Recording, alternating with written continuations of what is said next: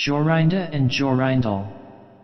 You are listening on YouTube channel named Let's Listen Something. There was once an old castle that stood in the middle of a deep gloomy wood, and in the castle lived an old fairy. Now this fairy could take any shape she pleased. All the day long she flew about in the form of an owl, or crept about the country like a cat, but at night she always became an old woman again. When any young man came within 100 paces of her castle, he became quite fixed, and could not move a step till she came and set him free, which she would not do till he had given her his word never to come there again. But when any pretty maiden came within that space she was changed into a bird, and the fairy put her into a cage, and hung her up in a chamber in the castle. There were 700 of these cages hanging in the castle, and all with beautiful birds in them. Now there was once a maiden whose name was Jorinda. She was prettier than all the pretty girls that ever were seen before, and a shepherd lad, whose name was Jorindel, was very fond of her, and they were soon to be married. One day they went to walk in the wood, that they might be alone, and Jorindel said, "We must take care that we don't go too near to the fairy's castle." It was a beautiful evening.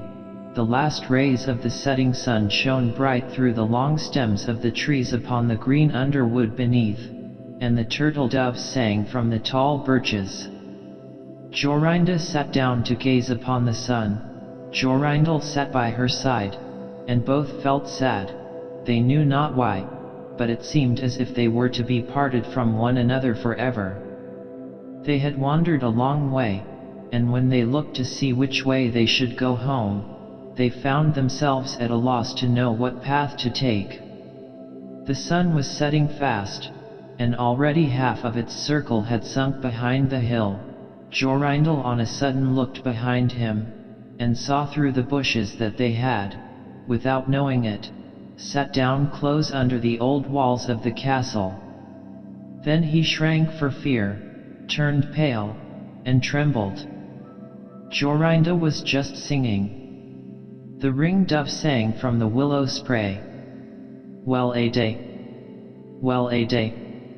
He mourned for the fate of his darling mate. Well a day. When her song stopped suddenly, Jorindel turned to see the reason, and beheld his Jorinda changed into a nightingale, so that her song ended with a mournful jug, jug. An owl with fiery eyes flew 3 times round them, and 3 times screamed, "Too-ha-woo! Too-ha-woo! Too-ha-woo!"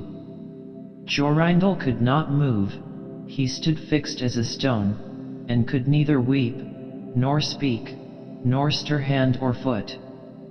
And now the sun went quite down, the gloomy night came, the owl flew into a bush, and a moment after the old fairy came forth pale and meager, with staring eyes, and a nose and chin that almost met one another.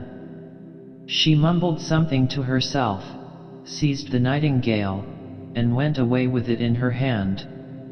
Poor Jorindel saw the nightingale was gone, but what could he do? He could not speak, he could not move from the spot where he stood. At last the fairy came back and sang with a hoarse voice, "Till the prisoner is fast, and her doom is cast, there stay, oh, stay. When the charm is around her, and the spell has bound her, hie away, away." On a sudden Jorindel found himself free. Then he fell on his knees before the fairy, and prayed her to give him back his dear Jorinda, but she laughed at him, and said he should never see her again. Then she went her way. He prayed, he wept, he sorrowed, but all in vain. "Alas," he said, "what will become of me?" He could not go back to his own home, so he went to a strange village, and employed himself in keeping sheep.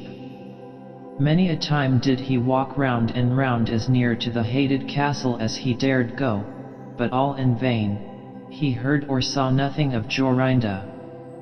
At last he dreamt one night that he found a beautiful purple flower, and that in the middle of it lay a costly pearl, and he dreamt that he plucked the flower, and went with it in his hand into the castle, and that everything he touched with it was disenchanted, and that there he found his Jorinda again.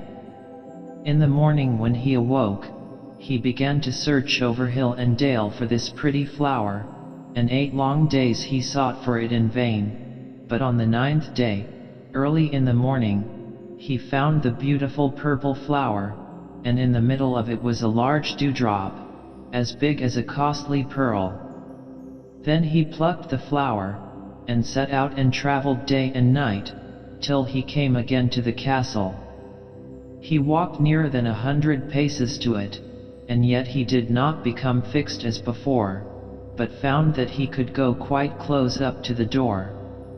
Jorindel was very glad indeed to see this. Then he touched the door with the flower, and it sprang open, so that he went in through the court, and listened when he heard so many birds singing. At last he came to the chamber where the fairy sat, with the 700 birds singing in the 700 cages. When she saw Jorindel she was very angry, and screamed with rage, but she could not come within 2 yards of him, for the flower he held in his hand was his safeguard. He looked around at the birds, but alas! There were many, many nightingales, and how then should he find out which was his Jorinda?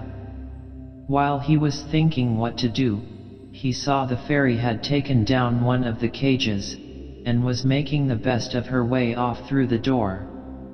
He ran or flew after her, touched the cage with the flower, and Jorinda stood before him, and threw her arms round his neck looking as beautiful as ever, as beautiful as when they walked together in the wood.